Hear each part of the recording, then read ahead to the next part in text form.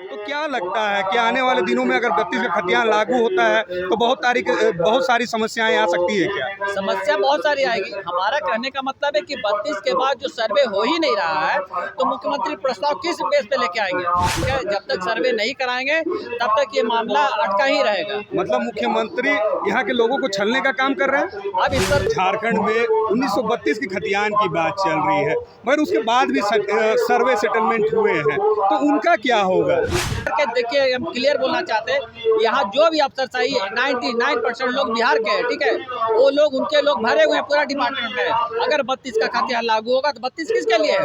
जो झारखंड का स्थानीय लोग हैं उनके लिए 32 है, ना कि बाहरी लोगों के लिए 32 है। इसी अड़ंगा को अफसरशाही ग्रिप करके रखे हुए हैं। बार बार मुख्यमंत्री या अन्य मंत्री जो भी मामला को उठाते हैं उस मामला को वो लोग दबाने का प्रयास करते हैं।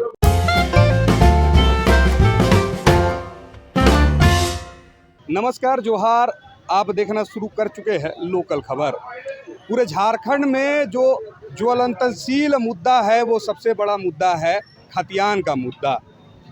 मगर अब तक तो बात हो रही थी स्थानीय नीति की, 32 की खतियान की, मगर उस 32 के खतियान में क्या क्या समस्याएं आ सकती हैं और यह लोग क्यों खतियान को लेकर जो है धरने पर बैठे हुए हैं, हम इन व्यक्तियों से बात करना चाहेंगे। सर, सबसे पहले बताइए कि आप लोग धरने पर खतियान को लेकर क्यों बैठे हुए हैं? सबसे पहले हम बता देते हैं कि खतियान से संबंधित जो हम लोग खतियान लेखन सफाई मरोरी यहाँ अनिश्चितकालीन धरना पर बैठे हुए हैं। ये भू बंदोबस्त कार्यालय जो है राजस्व विभाग के अंतर्गत आता है और हमारा काम है जो कि 32 के बाद जो रिकॉर्ड फाइनल होना चाहिए था, जो कैंप लगाकर रैयत को बांटना जाना चाहिए था, वो काम हम लोग फाइनल करते हैं। लेकिन हम लोगों का स्थायीकरण नहीं हो रहा है, जिसके चलते कार्य बाधित है। और बाधित होने के चलते हमारे कहना एक साफ है कि सिविल कोर्ट में आज के डेट में 99% सिविल कोर्ट में जो केस है ड्यू टू सर्वे के चलते है, बंदोबस्त कार्यालय के चलते है। कारण ये है कि रीसर्वे हो ही नहीं रहा है, जिसके चलते रैयत को मुसीबत करना पड़ रहा है। हम बात बता दें कि अगर सर्वे होता तो किसी का रैयत का खतियान में नाम जुटा हुआ है, उसके दादा या उसके फादर उस जमीन को बेच दिए, और अगर सर्वे होता तो वहाँ से नाम कट के हटता, उसका रकबा कट के हटता। लेकिन सर्वे नहीं हो रहा है, जिसके चलते उसका बेटा आता है, देखता है कि हमारा खतियान में नाम है, हमारा रकबा है, फिर उस जमीन को बेचता है। जो मामला कोर्ट और सिविल कोर्ट में पड़ा हुआ है आज के डेट में 99% ड्यू टू बंदोबस्त कार्यालय के चलते इस तरह का मामला सिविल कोर्ट में पड़ा हुआ है। पिछले दिनों मुख्यमंत्री हेमंत सोरेन ने भी सत्र के दौरान 1932 की खतियान की बात की थी, तो खतियान का मुद्दा उन्होंने भी उठाया था। तो क्या लगता है कि आने वाले दिनों में अगर 32 का खतियान लागू होता है तो बहुत सारी समस्याएं आ सकती है क्या? समस्या बहुत सारी आएगी। हमारा कहने का मतलब है कि 32 के बाद जो सर्वे हो ही नहीं रहा है तो मुख्यमंत्री प्रस्ताव किस बेस पे लेके आएंगे?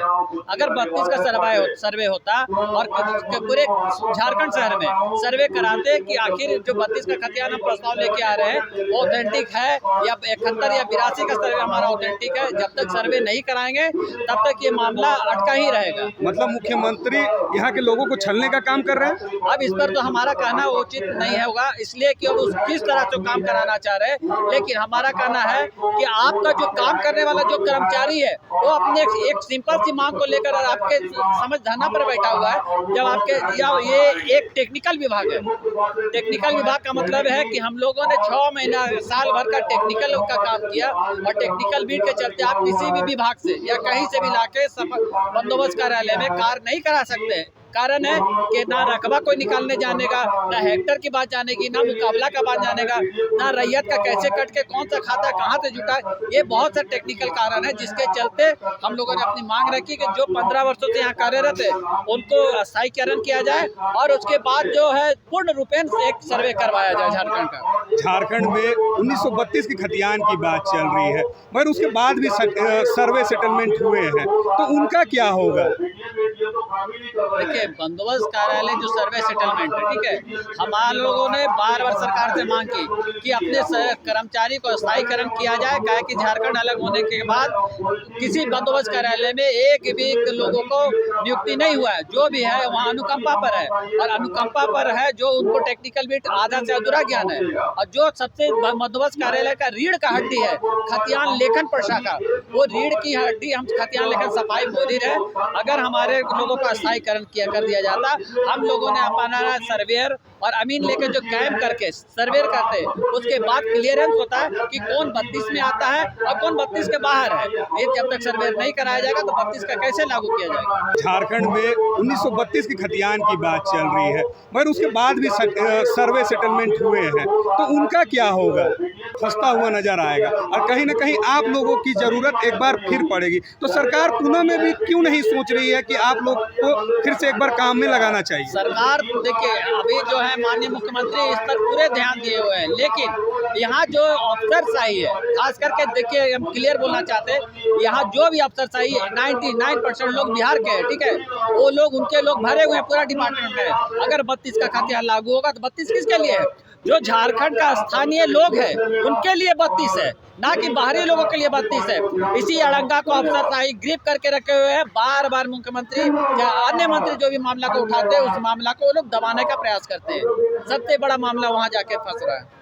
मतलब यही कहा जा सकता है कि जो बाहर के लोग हैं वो नहीं चाहते हैं कि यहाँ 32 का खतियान लागू हो। सबसे बड़ा मामला है कि जो 32 का खतियान यहाँ के लिए है, लेकिन यहाँ झारखंड में 40% सरकारी कार्यालय में बाहरी लोग हैं और वो लोग नहीं चाहते हैं कि 32 का खतियान लागू हो। अगर 32 का खतियान लागू होगा तो हमारे स्थानीय लोगों को बेनिफिट होगा और उन लोगों का किसी भी सरकारी कार्यालय में प्रतिबंध लग जाएगा। इसलिए वो लोग नहीं चाहते कि 32 का खतियान लागू हो। सर, ये चीज़ समझना चाहेंगे कि अगर आप लोग को स्थायी किया जाता है और फिर से एक बार सर्वे होता है तो किन किन समस्याओं का झारखंड में निदान हो जाएगा?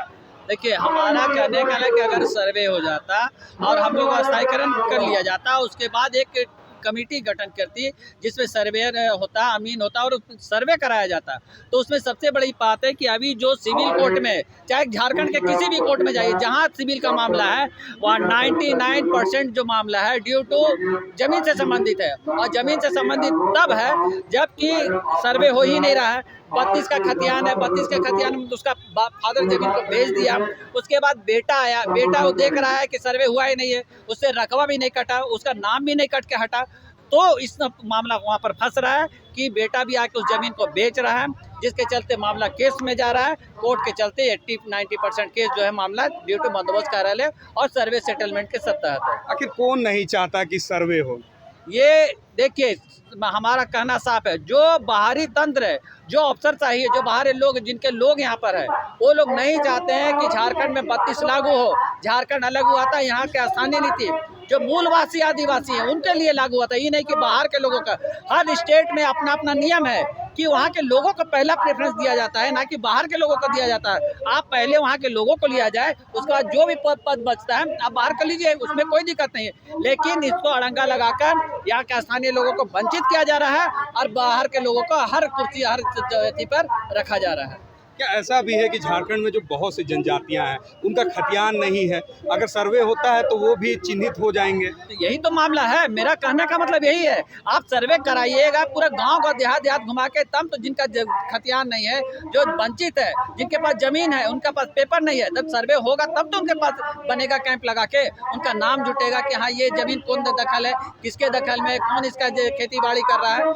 ये है सबसे बड़ा चीज़ कि सर्वे हो ही नहीं रहा है और झारखंड में ये मामला बार बार अटक रहा है। तो फिर स्थानीय नीति का मुद्दा है 32 को लेकर, 1932 के खतियान को लेकर, तो वो बिल्कुल फंस जाएगा आने वाले समय में। फंसना तो नहीं चाहिए। अब हमारा यहाँ पर साफ तय है कि मुख्यमंत्री महोदय ने इस मामला को किस तरह लेके जा रहे हैं, ये अभी क्लियर नहीं हुआ है। उन्होंने साफ सदन में कहा है कि मैं बहुत जल्द 32 को लेके आ रहा हूँ, लेकिन अब किस तरह लेके आ रहे हो, तो उनके संदर्भ में जो कमेटी बनाया उन्होंने, वो अभी तक तो ओपन बाजार हुआ ही नहीं है। क्या लगता है कि मुख्यमंत्री को जल्दबाजी नहीं करते हुए जितने भी भू राजस्व विभाग है या फिर बंदोबस्ती विभाग है या फिर जो सामाजिक संगठन है, उनसे सलाह मशवरा या राय ले लेनी चाहिए थी, उसके बाद इस चीज़ को फैसला लेना चाहिए था? मेरा कहने का मतलब है झारखंड को 5 जोन में बांटा गया, 5 कमिश्नरी है, पांचों कमिश्नरी में बंदोबस्त कार्यालय जो है वहाँ पर एक कमेटी गठन करती है कमिश्नरी के तहत, और उसके बाद एक सर्वे कराया जाता है। सर्वे कराने के बाद कि हमको इस 32 का खतियान को कैसे लेके आना है, उसके बाद ये मामला को कैबिनेट में ले जाकर पारित करते हैं सारा निष्कर्ष निकालने के बाद। अब उस पर मुख्यमंत्री महोदय ने किस कमेटी बनाई, क्या निर्णय लिया, ये अभी तक किसी को जानकारी है ही नहीं। लेकिन उन्होंने सदन में कहा कि मैं बहुत जल्दी 32 के खतियान को लेके आ रहा हूँ। कब से आप लोग कार्यरत थे और कब से इस चीज़ की डिमांड कर रहे हैं कि हमें आपको स्थायी किया जाए? हम लोग कम से 15-20 वर्षों से कार्यालय का अति महत्वपूर्ण काम किए। ये हमारा कहना नहीं है, ये IAS पदाधिकारी होता, बंदोबस्त पदाधिकारी, उनका कहना है कि खतियान लेखन सफाई मोहरिर कार्यालय के एक रीढ़ की हड्डी है। अगर उनका स्थायीकरण नहीं किया, इन्होंने सचिव से भी मांग की है, बार सचिव को लिख के दिया है कि खतियान लेखन सफाई मोहरिर का स्थायीकरण किया जाए। अगर हमारा स्थायीकरण कर दिया जाता तो प्रोग्रेस जो है आज जो 5 साल में सर्वे होता है सर्वे होकर खत्म हो जाता है, लेकिन हमारा स्थायीकरण किया ही नहीं जा रहा। हर बार मामला पेंडिंग हो रहा है। कार्य 110% बंदोबस्त कार्यालय का कार्य ठप हो चुका है। बिल्कुल देख सकते हैं कि लगातार कई दिनों से जो खतियानी लेखन संघ के जो सदस्य हैं यहाँ राजभवन के समक्ष धरने पर बैठे हुए हैं, और इनका साफ तौर पर कहना है अगर 1932 के बाद जो है जो सर्वे नहीं हुआ था, अगर सर्वे होता है जो आधा से ज़्यादा झारखंड की ज़मीन से जुड़ी हुई समस्या है या सर्वे से जुड़ी हुई समस्या है, उनका निदान बिल्कुल हो जाएगा।